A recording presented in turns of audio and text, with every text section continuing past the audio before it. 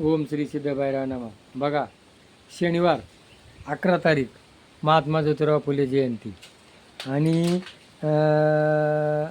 14 तारीख मंगळवार आंबेडकर जयंती आणि 19 तारीख रविवार शिवाजी महाराज जयंती.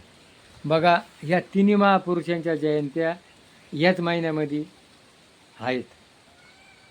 आता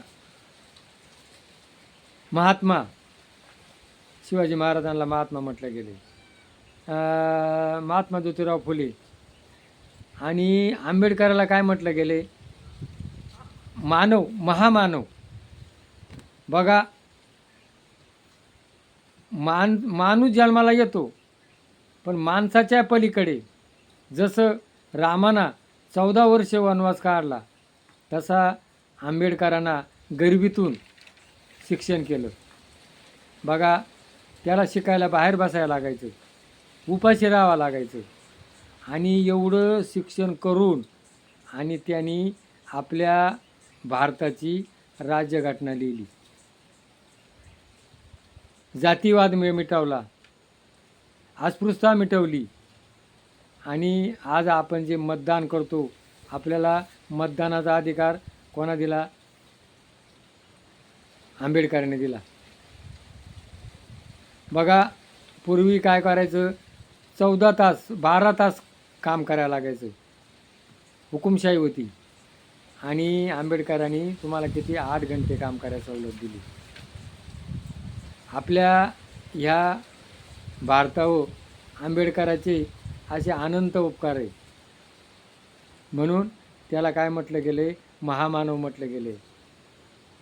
बघा, ही जी आज आपण अंधश्रद्धा करतो ना, आज आपण ऐकतोय लोक स्वार्थाकरता हे अंधश्रद्धा का कशाला जातात? स्वार्थ.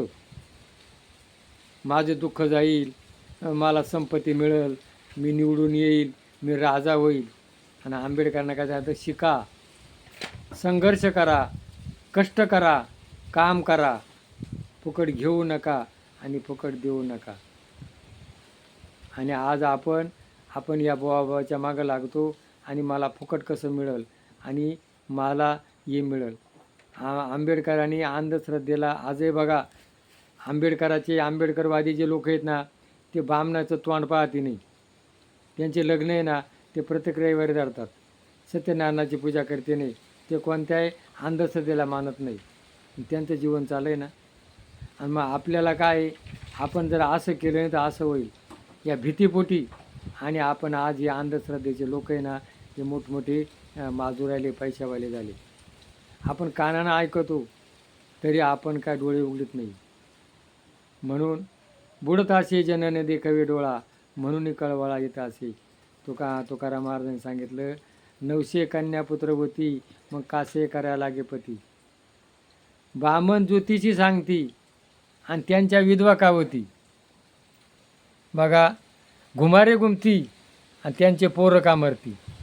बघा, हे अंगात देव येणं हे जे आहे ना, म्हणून खरी देवाची व्याख्या काय सांगितली? देव आपल्या हृदयात आहे.